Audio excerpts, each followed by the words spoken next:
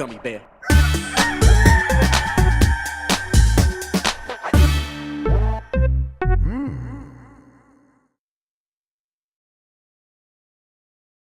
It's the internet. You're busy. Let's do this for July 12th, 2024. For the next hour or so, let me help you sort through the world of gaming on Game Mess Mornings Live with me, Jeff Grubb. Today is Microsoft already leaving the Xbox console behind in some territories, and the Switch has reached a historic milestone. But first, please join me in welcoming today's co-host to Game Mess Mornings. It's Tamoor Hussain, everybody. Tam, how are you doing? I am doing great. I cannot see you, Jeff Grubb, in this Discord call, but I don't think that's that important. What are you talking about? There I am. I hit the button. I like people to be able to see me when they're doing the show. It makes some sense. Yes, I have a face. Something to look at. Yeah, you're wearing a nice Zelda t-shirt. I am wearing my nice, exactly, original what do you Link's think, Awakening. What do you think are the chances that new Zelda Echoes of Wisdom is Game of the Year? Oh, what are the chances of that? It's not zero. Because I've been sitting down and thinking, is there a Game of the Year contender right now that isn't called Elden Ring Shadow of the Erdtree downloadable content brought to you by From Software? Yeah, it's tough. It's not zero for Echoes of Wisdom. After A Link Between Worlds, I think we learned that. Now, I don't think it's very high either. I think this will be a Zelda game made by Grezzo, and it's gonna be really good and solid and fun, and that's all I'm asking for. I'm not gonna put that weight on that game. You're right though. What are the other contenders out there? Yeah, I sat down and thought about it, and I thought like maybe Balatro. Balatro's definitely. I think that could be a contender for us for sure. Yes. Yeah, 1,000 Times Resist maybe. People are mentioning Infinite Wealth. I mean, that's in my top 5. Still. Infinite Wealth. I am a long-time Yakuza or Like a Dragon fan. I think Infinite Wealth is a lot of fun. I don't think it's a Game of the Year contender. Yeah, it really hit hard for me, and it's not my Game of the Year. It's up there. No. It's very high up there for me. It's built on familiarity, which you could say about Elden Ring too, but like the Yakuza familiarity is very long in the tooth right now. You know? Yeah, it's definitely you're trading on that for sure. Like that's the whole idea of that game. You know what I've been playing that I don't hear a lot of people talking about? Maybe I missed it, but I am having a hell of a good time. Buckshot Roulette. Buckshot Roulette, really? Okay, I've been meaning to check this out. I've not looked at it. It is so cool. It is Act 1 of Inscription, but that's what it looked like for Russian roulette. It's Russian roulette. Okay, and so, that's the basic premise. There is like you're doing Russian roulette with like a character across the table or something. Yep, and like you have like weird items that appear that can let you modify what you're about to do. Like you get like, for example, a blade which you can use to cut off the end of the shotgun, so that the next time you fire it, it does more damage. So maybe you want to take off, extra health from the other person.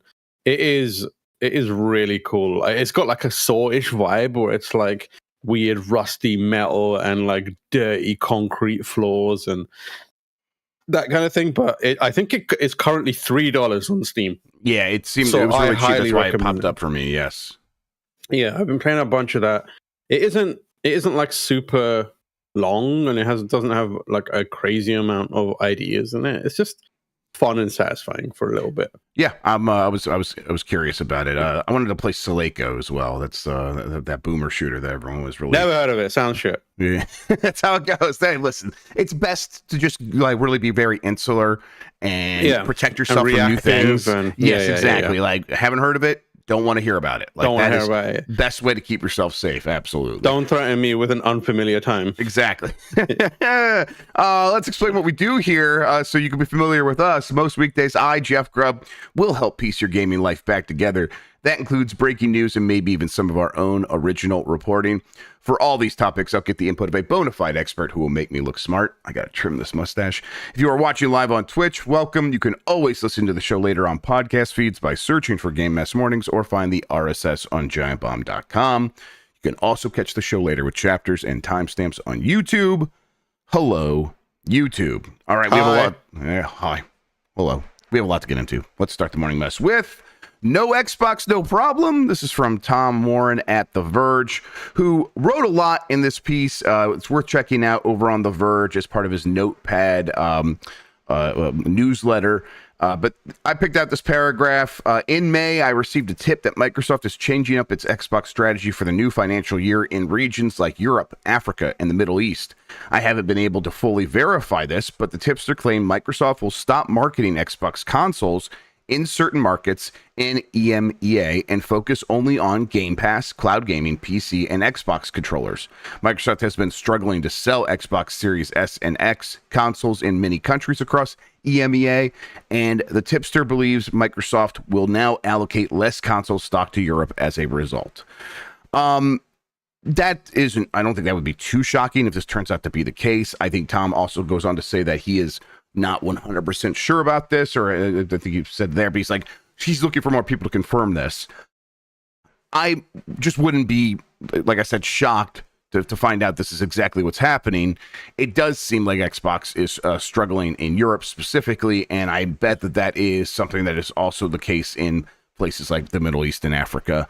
When you were in the UK, when you were in Europe, what Microsoft, like, I think Microsoft was probably at its height there, but I don't think that was ever anywhere close to PlayStation. I don't know. What was your read on it at the time, and how do you think it's going now? I mean, Europe has traditionally. So when I was in Europe, before we left the Union, you disgusting freaks that children. I mean, yeah, yeah. For as long as I lived there, Europe was a PlayStation region for predominantly. Right. Jim Ryan's Europe. Yeah, Jim Ryan presents Europe. Obviously, there was a lot of.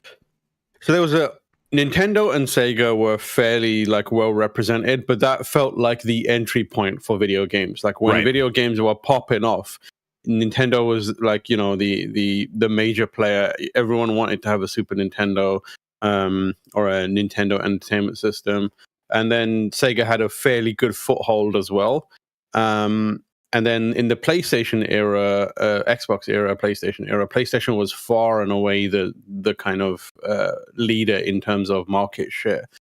It did, I think, briefly change with the Xbox 360. Nintendo Wii, obviously, I don't count that because it was a sensation. Yeah, in a way you that can't was account like, for that exactly, is what I would think. Yeah, but 360 seemed like, nah, that's doing all right in Europe. The 360 did well through sheer force of will. Yeah. And like it was like, I feel like the 360 took over the world.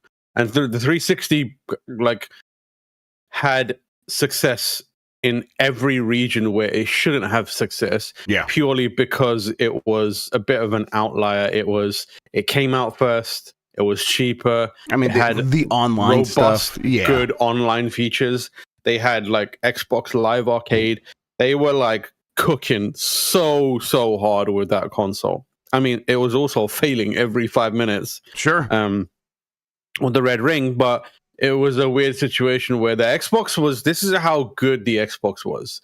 The Xbox was so good that people had repeated red rings, and the thing that they did was keep getting new Xboxes. Yep, that was their solution. Which is insane behavior. Like the thing keeps breaking, but you are so ingrained in it that you keep buying new ones knowing they're going to break. So that's how good the Xbox was at that time, and that translated to a significant market share. After that, there was some regression where it was like, I went back to PlayStation. Once the PlayStation 4 hit, it went straight back to like PlayStation just dominating. That's not to say like in Europe it's like Xbox is dead. I know plenty of Xbox owners, and the Xbox has a good kind of like foothold. When they say Europe, it's important to remember that they are excluding the UK. They are likely, yes. Okay, yeah. The EMEA is for people that don't know. EMEA. It's in the game. It's in the continent. It's that is a designator that a lot of companies use for a certain territory, and it would not include the UK, as Tam said. That's right. Yeah. So like Europe makes sense. The Middle East is also PlayStation pilled to like a crazy deal. Right. A lot of it's driven by like I think football games, soccer games Yes. that like just got 100% associated with PlayStation generations ago now, and that's all carrying forward. When I worked in retail, we used to have, especially I used to work in Westfield, Shepherd's Bush in game, and during the Christmas period, we used to have people come in from the Middle East who are way too rich for themselves and had no idea how to conduct themselves in a area of London where people would roll up on you with a knife and be like, give me your shit, you are acting wild right now. And they would walk around holding like wads of cash. Incredible. And I would be like, you know what, I hope you get robbed. Yeah, time to meet a you roadman. deserve it. Yeah, you need to meet my homies because they are waiting for you outside. And let me tell you, some of them met my homies. But they would have people come in and just like people would come in from the Middle East and be like, how many PlayStation 4s do you have? We'd say like a bunch. They'll be like, give me all of them. Yep. And they would just buy every PlayStation, and then they'll be like, I want one of every game. Oh, okay. Wow. And they would like buy everything and then just leave. And that was it. And like they would buy out our stock of PlayStation every single time. And it was purely to go back, sell it, and like, or like give it as like gifts and stuff. Right. And it was like PlayStation was number one. Right. There. The demand was strong enough that that's something you saw multiple times. Yeah. That's okay. Oh no, that would happen multiple times a week. Weeks on end. I didn't know it was like that. It was crazy. Like that. Okay. It was like that. Yeah. So like they eventually got to the point there where they knew that we will increase the restock frequency, and they would just come in every other day and be like, do you have more PlayStations? And they would just buy everything. It got to the point where we had to be like, you got to stop this because everyone else cannot buy it. Right. Yeah. Right. There's got to be a better way, guys. Come on. Some like kid from a kid's mum from like East London coming in trying to buy a console, and you can't buy it because someone from like multiple Saudi times Arabia a week, bought 800 consoles, and like one of a Saudi prince came in. Yeah. Yeah. Okay, so I didn't realize it was like that, and I think that colors this story a little bit, where it shows like, Xbox was always fighting an uphill battle, and it hasn't necessarily been fighting it very well this generation or the previous generation, and it does. I mean, to me, looking from the outside, feels like it's lost its footing in some of these battles, and I think Microsoft has now decided the amount of effort it would have to put in to sort of win over these territories with the console and trying to sell the console is probably not worth it to them anymore. That they would just be kind of like taking market share back from Sony, maybe, and that is not maybe a strategy for growth that they're looking for. We're like, hey, we want to grow beyond the confines of the traditional console audience. You kind of can't do that by going back and fighting these same fights over again. That said, I don't know if I think that focusing on what do they say, Game Pass, cloud, and PC, and then selling Xbox controllers for people who want to play like on their Fire TV stick, I guess. I don't know. That doesn't seem like the solution either. Do you think that this is mostly a retreat or mostly a brand new strategy that's going to be shiny and interesting to people?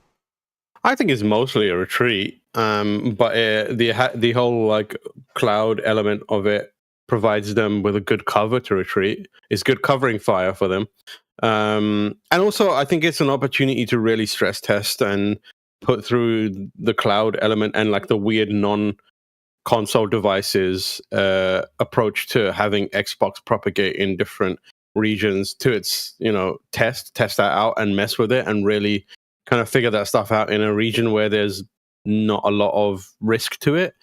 So I think they are clearly like, we're not getting anything out of this. The thing that is interesting to me is like they don't mention Japan at all, which is I would love to know where they're at now with right. And they've gone back and forth with Japan a bunch of times. Yeah. Right, where I also feel like even if if one person was buying. Only one person was buying Xbox stuff in Japan, they still would be like, no, we're not getting out of there. Yeah. It's like one of those regions where it looks bad. Like it looks bad if you're like, we're not selling consoles in Japan anymore. Japan is where the home of video games. What are you talking about? Yep. Like, that kind of element to it. But yeah, I think they're just like, this is a retreat, but it's a good retreat because they have ways of being like, actually, we want to pioneer, cloud. And to be fair, the cloud stuff is probably the best in the business. I have been very impressed with how good like playing Xbox games over cloud it has been. So it's a viable strategy. I just don't think like I would be playing like the kind of games that I like to play over cloud anyway. Yeah, I always have a rougher experience with that, just waiting for the games to start. But that I have not used it in quite some time. Yeah, I played most of Heavenly. Or the Hell's Blades? Hellblade. Jesus, Yeah. my brain was like, after talking about PlayStation, my brain was like... I know what he's trying to say, but I can't think of it either. Yeah, they made Heavenly Sword. They did, right. That's what, of course, that's what happened there for people who don't know. Yeah, we're talking about Hellblade. From Ninja Theory, the makers of Heavenly Sword, yes. Yeah, I played a bunch of that on it, and I also played like a few other games on, I think it's xCloud, and I had a great time. I was very shocked, and I was like, I went to the gym in my building and was playing like an Xbox game, and we had like no lag to it. I bet the okay. I bet the Xbox cloud nodes in your area are better than some. I would bet. Yeah, I imagine so. Yeah, I will say in a when I tried to do it like previously in a different part of the Bay Area, it was a fucking trash fire. Okay, yeah. So maybe a bit of a crapshoot then. Yeah. Yeah. Either way, we do know this is their plan. As someone in chat mentioned, after E3 or Summer Game Fest, they were sent out a letter to employees at Microsoft being like, every screen is an Xbox. We know that they're headed in that direction. I think that there is reasons to be skeptical of people like being like, yeah, we buy into this. Like consumers being like, yeah, sure, of course my TV's already in Xbox. I'll just hook my controller up to it and start buying Xbox games through my TV. Like I that is such a tough sell, I think, because people want to feel an ownership over the things, especially when they're spending $40 to $70 on a game. They want to be like, okay, no, it lives on that little box under my TV. I feel good about that, even if it's digital and it doesn't really work that way. Yeah, I really struggle. I know. I personally haven't encountered an audience that plays video games as apps on TVs. Right. Like, I don't know where they are. Like Microsoft must have like metrics and data and telemetry that tells them this is going to work. But I just never have met a single person that is like, yeah, I play Xbox games. I just open the app on my Samsung phone, or like open my app on my Samsung LG TV, whatever it may be. It's just a very, very strange... an audience that I've never encountered. I think makes me feel like this is a strategy designed for like hotels, where like you go into a hotel and it's like, oh, I can play Xbox on this, and I don't know if that's the thing to be betting on. I think what happens here is they see how many people are playing Minecraft on cell phones, and they're like, well, that's a real video game, and that's an audience that is going to grow up and want other stuff eventually, and we should be ready for them when they arrive. And a lot of them have already arrived and started playing games. I think the problem for Microsoft is that audience is like watching their favorite YouTube content creator, and then they click one video over and then they see all this stuff about, and then here's all these games you can play on PC and PlayStation, and the Steam culture is so ingrained that I just think that those people will naturally gravitate towards like what all their friends are already going toward, which is traditional ways of playing video games. Yeah. And also, go ahead. You cannot pay me to log into like a random TV with my Xbox or Steam account data. I mean, let alone hook a controller up to it. And I'm savvy to this stuff. I know how to do it. I'm not, but I don't want to. Imagine it's like someone's basically impossible. Yeah, like I think we were in LA for something. I think it was Summer Game Fest or something like that.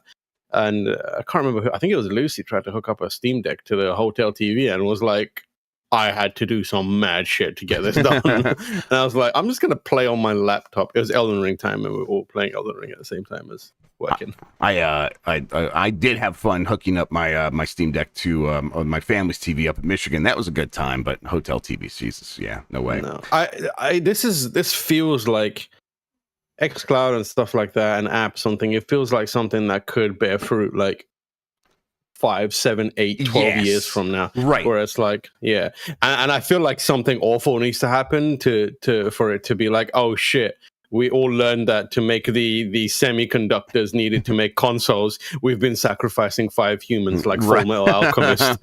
Like, sure, yeah, and that's, you know, we could find that out tomorrow. That's Tom Warren's next story.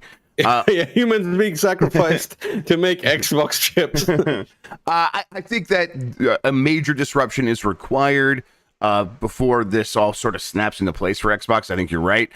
What that is, other than the human sacrifices, I really don't know, other than, I suppose, the thing I keep putting the tinfoil hat on for, which is that they think regulators are going to force multiple stores onto any device that has a chip, and no more walled gardens. And if you have a PlayStation, you have to let any store onto your platform, and that includes the Xbox store. That is something that is just such a long shot bet and a gamble if that's what they're going for. I don't know. That is a crazy gamble, and oh my god, I feel like that is a level of like non-compete that capitalism will not allow, if you know what I mean. Yeah, right. You're right. Exactly. You're right. Capitalism loves like having these companies sort of duking it out with hardware. I feel like there's so many holes to, like, the hoops to jump through before we get to that part of it, where it's like, you need to, and like the precedent that sets is wild. At a certain point, the next step, because if that happens, the next step becomes, well, I think that the NFL should be on every network then. Yeah. And that's not happening. Like, you think ESPN's or whoever it is going to be like, yeah, that's fine. Nah, dude. Like, it's a weird kind of like... You see Microsoft talking to regulators, and regulators sort of moving in this direction of like, we want iPhone opened up, and we want Microsoft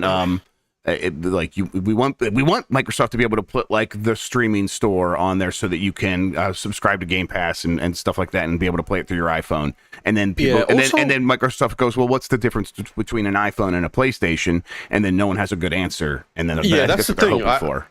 I feel, but I also feel like most regions don't think of games in the same way they think of like iPhones. Nobody knows. Right. You go to someone in. You're right. Yeah.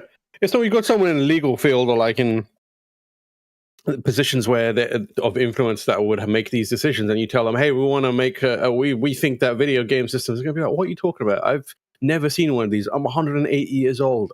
Like, I'm basically the crypt keeper sitting on a chair with a gavel. Leave me alone. I don't know what that is. But they see iPhones all the time. Yep. Like through their blurred, failing vision. They're like, oh yeah, whatever. It's the shiny box. Yeah, the video games, they're just gonna be like, yeah, whatever, man. Take your kid shit away. I ain't got time for that. I'm trying to. You're right. I'm helping my friends get away with fucking tax fraud. This is why it's a long shot for Microsoft, because it doesn't necessarily apply 1-to-1 in the eyes of many of these old fucks. All right, let's get to the rest of the news. No Nintendo console has lasted as long as the Switch without being replaced. This is from Andy Robinson at VGC. The Nintendo Switch has now officially had the longest lifespan of any Nintendo home console pre-successor, but before a new successor came out.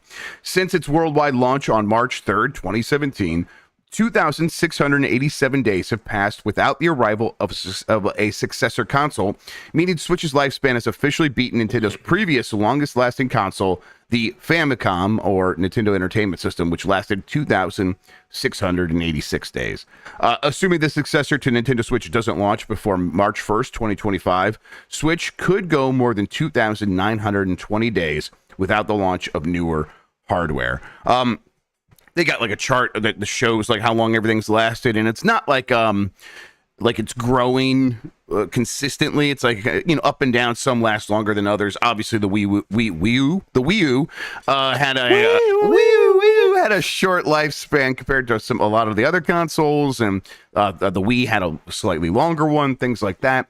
But I think this is indicative of a couple things. Switch, very successful, and also the march of technology has slowed down a little bit to the point where it's like these companies don't feel a need to rush out new hardware every 5 years. It was always going to take a little bit longer, and then if you have a successful console, it takes even longer. You surprised by this? No, not all. I also feel like this is the advantage of doing something, carving out your own lane, and having a piece of hardware that literally has no other point of comparison, if you know what I mean. Yep. There's no one else is doing what the Switch is doing to the degree that the Switch is doing. I guess you could argue, the Steam Deck is the same, but it is the same, but like it's also a much niche product. It's only sold on Steam. Yeah, exactly. And like any Tom, Dick, and Harry out there in the world can pick up a Switch and immediately know how to play it, how to like move between two, setups and buy games, etc., etc. So I think they have their own little corner of the market cornered, and they don't really have to. The demands on them are different from the demands that are placed on other consoles. Like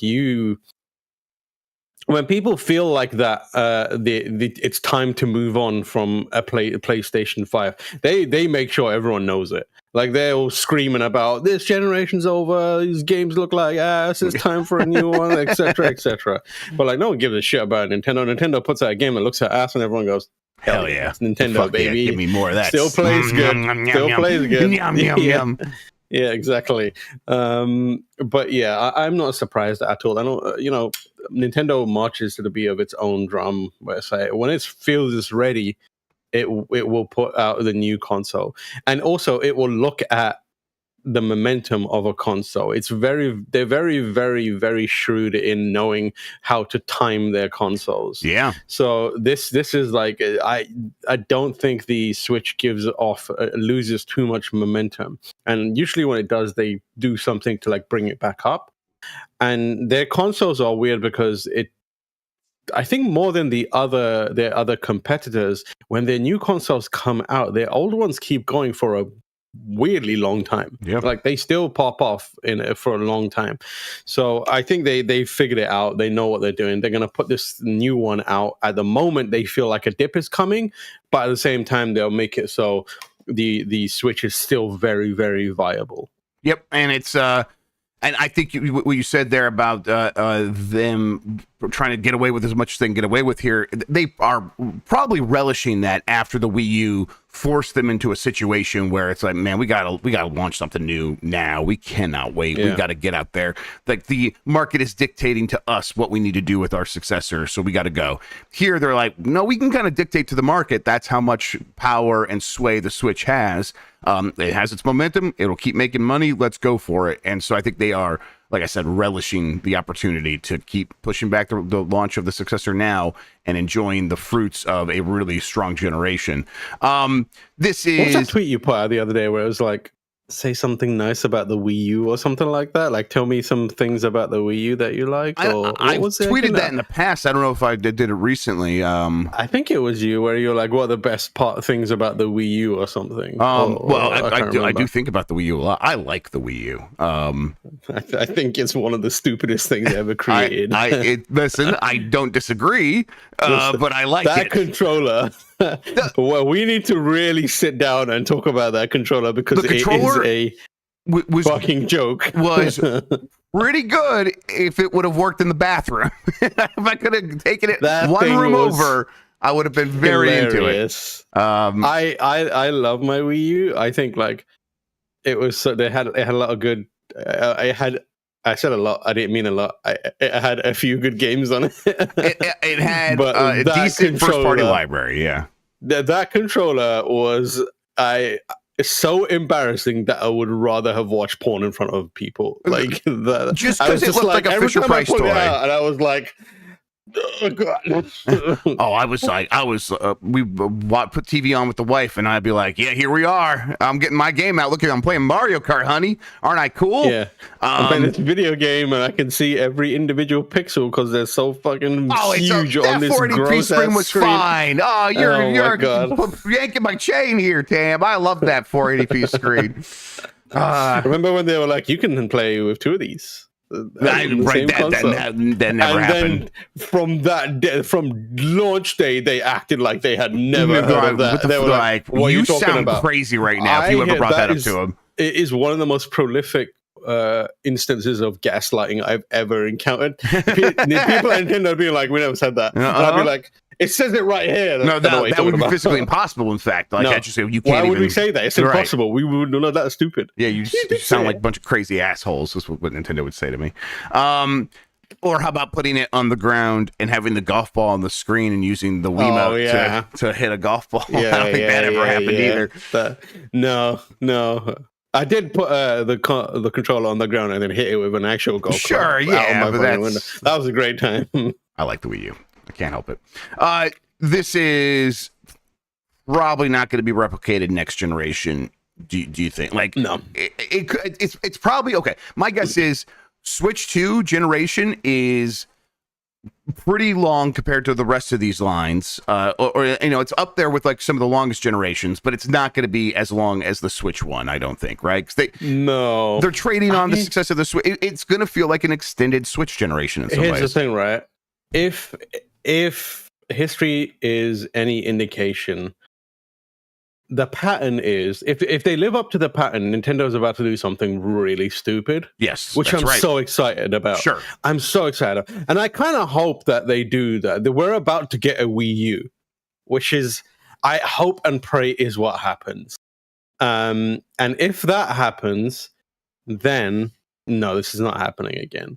Right. But if they like, it's weird because they have to iterate on this idea and this console enough for it to seem new and fresh, but not go crazy. And that's what they had to do after the Wii, and they fucked it up so bad in both ways. The thing that they released was both not a major step up and also the stupidest thing they could have come up with. And that really messed them up. If they do that again, Nintendo has the opportunity to do the funniest thing possible. Nintendo Switch U could be an incredible moment for us. But I suspect that this is going to be a very, very, very small step forward in a few spaces. And the thing that we get is going to be largely the same console. Right. Which they can't, with a little more power, right? Which they can't, sort of have the same excitement for. Which so it just means inherently that it wouldn't be able to last. So I mean, Wii U is one possibility. Super Nintendo's another, where it's like the Super Nintendo did not sell quite as well as the NES, I don't think. Because they had more competition. So it's like that situation where it's like, yeah, that Super Nintendo, it's a better Nintendo. And even in that case where it was like, this is the best case scenario, it didn't do as well as the previous generation. Now, that said, on this chart, clearly it lasted longer than it didn't. No, I'm looking at the Famicom to the color TV game, excuse me. Yeah, the Super Famicom to the Famicom, quite a bit shorter. That's kind of what I'm expecting here. I think the Famicom line is pretty close to the Switch line. I would bet the Switch 2 is going to be around 2,000 days, maybe a bit more than 2,000 days. So we'll see. The thing hasn't even been launched yet, and we're already talking about it being over. So we'll see what happens there. Let's take a quick break. When we get back, a lot more news coming right at you.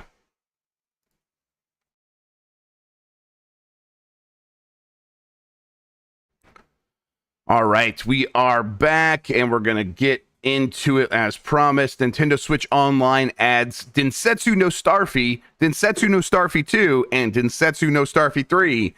This is from Sal Romano at Gamatsu. Nintendo Switch Online has added the Starfy games, which were never released in North America. They were Japanese-only releases, or at least never came out in the United States.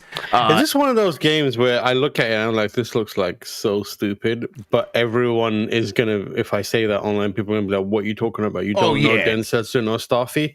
How can you say that about Densetsu no Starfy? If I see you in the street, I will kill you for what you have said about Starfy. 100%. Okay, cool. Like if you were to attack Starfy, people would hold it up and be like, "This is what you're attacking, this cute little guy."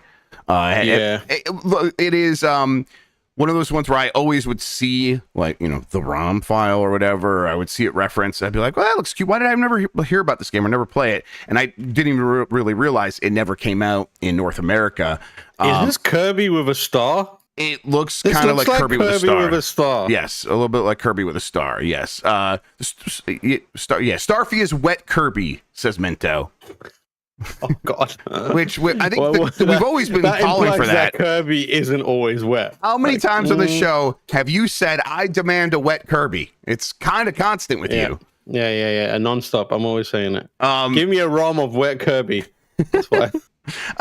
So yes, these Starfy games always looked cute. I didn't realize there was even 3 of them. That's wild. But they are just straight up releasing the Japanese ROMs onto Nintendo Switch Online service. So you can play these games, and they must be simple enough that doesn't matter. Although in the trailer, they definitely had like a chunk of like these cutscenes, I guess, from Starfy 2, and it was just like, Japanese text. It's like, okay, so there's plenty to read. We're just not going to be able to read that if you can't read kanji. Either way, though, this is interesting. I think I'm glad that they are putting games like this on Nintendo Switch Online, even in places where these games never came out. That's something, but I think it also speaks to they don't have some huge library of games waiting in the wings, even though these platforms had huge libraries. Between like rights issues and other complications, they probably aren't like waiting to bring out like some of your favorites that haven't hit the service yet. Like there's probably several Square Enix games that are like, no, we're just going to sell those again. Don't worry, we're not going to put that on your service. So I guess go put Starfy on there or whatever. And that's exactly what they did. Where have I seen this fucking star before? It's probably been in Smash Brothers Ultimate. It's an assist trophy in Smash. Right. Okay. Yes. I get it. Clearly. Also, I keep texting you pictures of Starfy constantly. Yeah. You would chocolate Starfy. Oh, yeah. I mean, you could just say that. Sure. Yeah, you're right. Yeah, there you go. That is something. I don't know what, but it's something. Densetsu no Starfy is the funniest. Chocolate Densetsu no Starfy. Yep, chocolate. Yeah, that's a really good Limp Bizkit album. Yeah. All right. Switch Lite OLED modder showcases the stunning dinky screen in motion. This is from Ollie Reynolds at Nintendo Life. A little while back, we reported on modder Taki Udon's efforts to install an OLED screen into the Nintendo Switch Lite, and now he's back with a significant update. According to Udon, the debugging process is now almost complete, and to celebrate the milestone, he's uploaded a video to showcase the OLED screen in motion. At the moment, the system itself looks a bit gnarly, with the screen sitting at a slight angle with wires poking out of it, but Udon states that he should be able to install it fully in just a few days' time. Rather aptly, Udon has also opted to showcase one of the most beautiful games on the Switch, The Legend of Zelda Tears of the Kingdom. This is something that I'm kind of interested in because I really want to justify buying that new Zelda Switch Lite, but I really want to keep playing on a Switch OLED because the screen looks so good. And for a while now, this person, Taki Udon's been promising to get this mod out there, and I was like, yeah, people say that, and I bet it doesn't really happen, but he keeps progressing with it, and this is a recent update, so I'm hopeful. Tam, do you want to help me put a new screen into my Switch Lite? Sure, man. I hope you do that. Yeah, I've got a steady hand. I can solder. I'm good.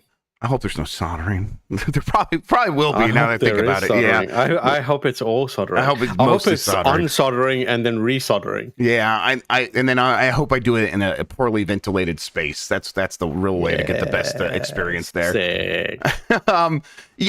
This is neat. I mean, obviously, people might recognize Taki Udon as a YouTuber who covers a lot of this stuff, but recently they've been doing amazing stuff with I think they're based in China. I believe that's correct. But either way, they have very good connections with people in China, and they've been planning to release a Mister competitor that is going to be much cheaper. They're releasing a handheld Mister. So it's going to be one of these FPGA consoles, but with the form factor of an analog pocket, which is also FPGA, but this one's also going to be less expensive and look just as good. And then they're promising to do another device that's going to combine all these things and then also be a replacement for a retro tank. So you'll be able to upscale your games to work to look best on a TV, and it'll be able to add all the filters and stuff like that. And then once again, Is this person trying to get killed by like 8 different companies? It seems like yes, yeah. Like, and the thing with that upscaler one, it's like this is going to be like the most expensive device he's selling, and it's going to be several $100s less expensive than a RetroTink 4K. And so I'm like, that's yes, wild. Let's go. And I mean, and he knows what makes these things like good because he's been covering them for so long. I think that's why he's like, I'll just go do it myself. And yeah, so I'm hopeful, and I'm kind of on board with whatever he wants to do, basically. So I kind of even more interested in this OLED screen for the Switch Lite because of that. Yeah.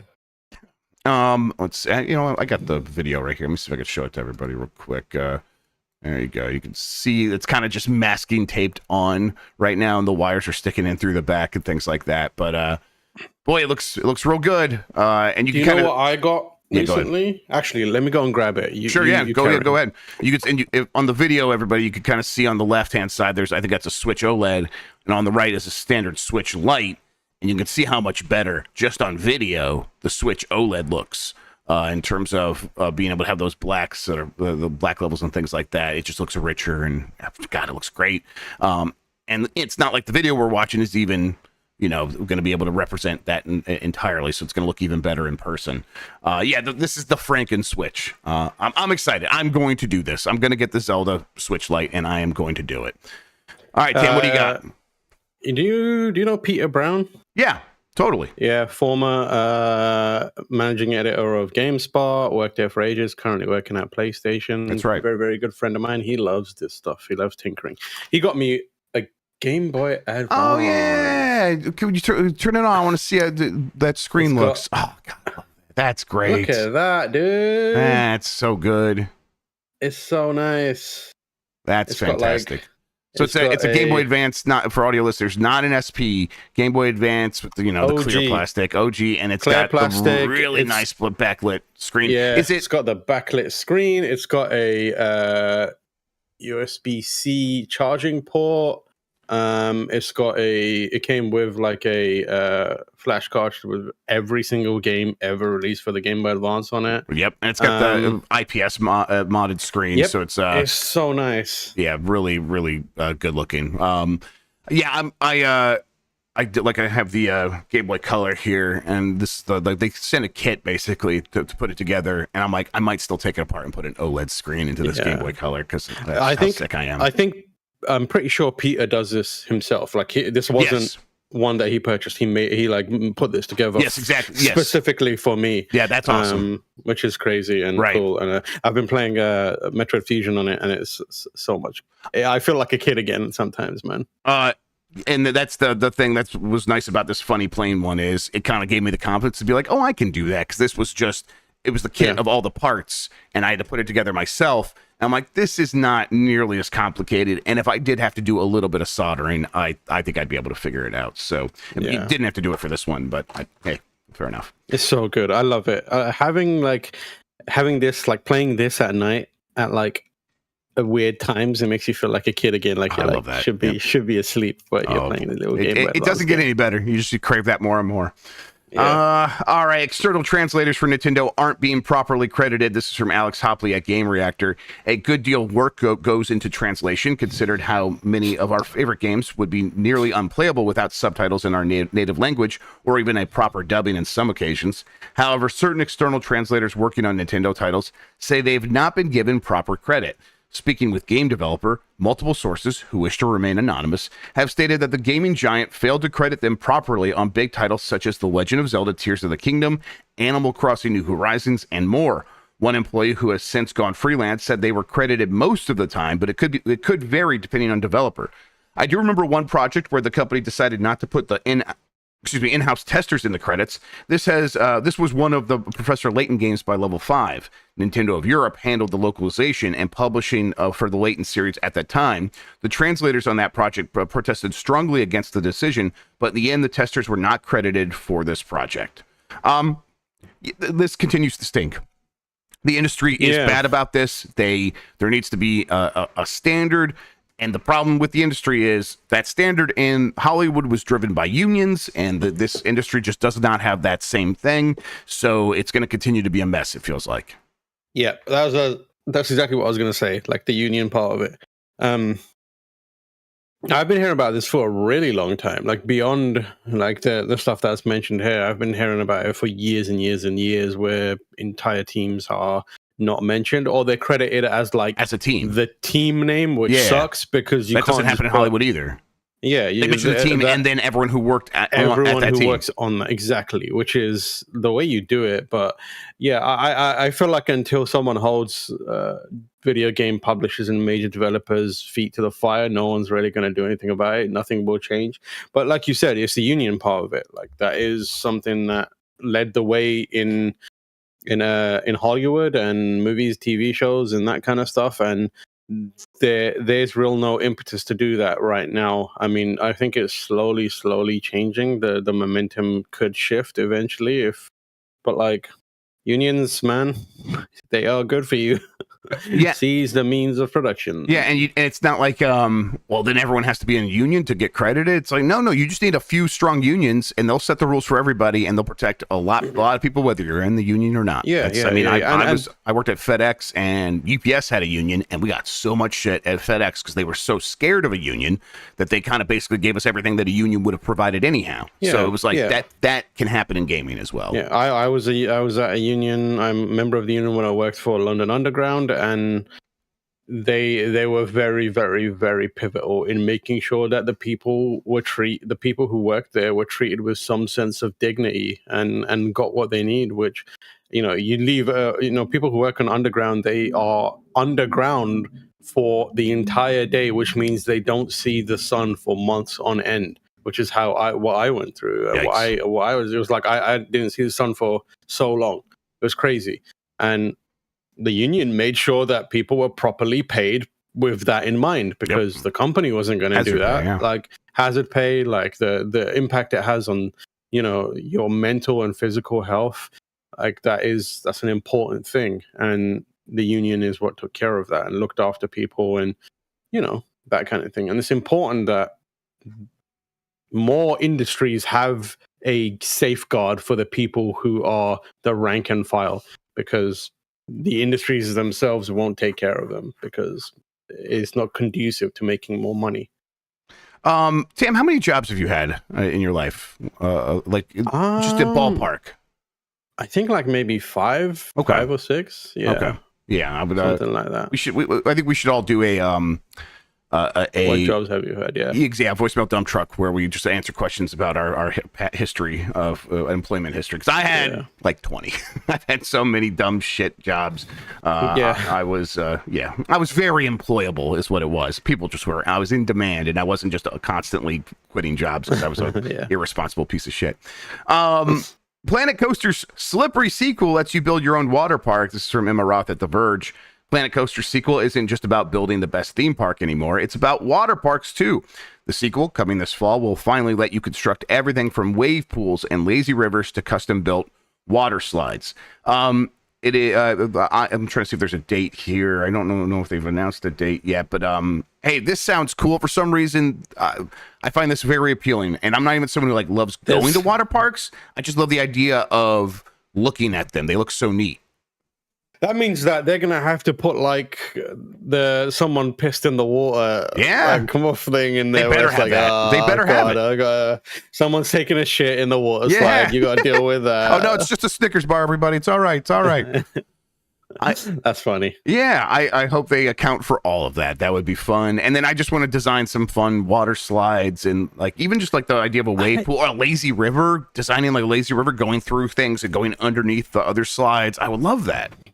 This is a genre that I've never Same. It's never worked for me. Well, I've never really even experimented with it much. I guess so. I never got into theme park or that kind of stuff. Same. And maybe we should sit down and figure this out. Yeah, on a stream. Yeah, I would love that. Yeah, totally. I think this could be the one. So let's give it a shot. I'm very curious. I've always wanted to. and I've just never really taken the time to do it. We should make the official Giant Bomb theme park. The Giant Bomb theme park plus water slide park. Building the official Giant Bombs theme park would be good as a series. All right, last couple of stories here. Concord Beta is starting today. It's kind of a PSA. 1 p.m. Eastern, 10 a.m. Pacific time. It'll go live. If you are a member of PlayStation Plus, I believe you can get access to at least the PS5 version without having to do anything extra. If you pre-order it, of course, you also get access to this beta. There's an open beta next weekend. For this weekend, though, it runs through from today through the 14th, through Sunday, I believe. I'm going, and then the next one, the open beta starts on July 18th, everybody. So if you want to wait for that, go for it. We're going to be playing this today on the site. So for UPF, we'll be hopping into Concord. I think we're going to be playing on Steam. So, and I don't think there's preload on there. So probably the first couple minutes will be us downloading the game and hopping in there. But that's UPF. That's how it goes sometimes. But look out for that. And then we'll let you guys know what we think about it on BCR later today as well. Amazon Prime is giving away 3 more PC games, including, and this is why I included this story, Suicide Squad. This is from Andy Robinson of VGC. Amazon has announced 3 more games it will be given away as part of its Prime Day event this month. On Tuesday, July 16th, Prime members will be able to claim Suicide Squad, Kill the Justice League, Chivalry 2, and Rise of the Tomb Raider at no additional cost.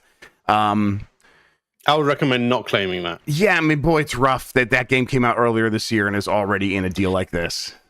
Yeah, and also, didn't they just delay the season pass like 10 minutes before it was supposed to come out? 10 minutes before, like the day before, they were like, "Here's all the shit you're going to be playing in like tomorrow," and never mind, we're actually not going to release it yet, and we don't know when it's going to come out. Yeah, it's strange. But that's the story of Suicide Squad. I guess go get it if you want. I don't know. I don't hate playing that game, but boy, I kind of feel bummed out thinking about it. It was well. You know what? It's fun if you want to see the cutscenes, but you don't have to play the games to see that. Yeah, you know, you go to YouTube, there's a lot of Suicide Squad, Kill the Justice League movie.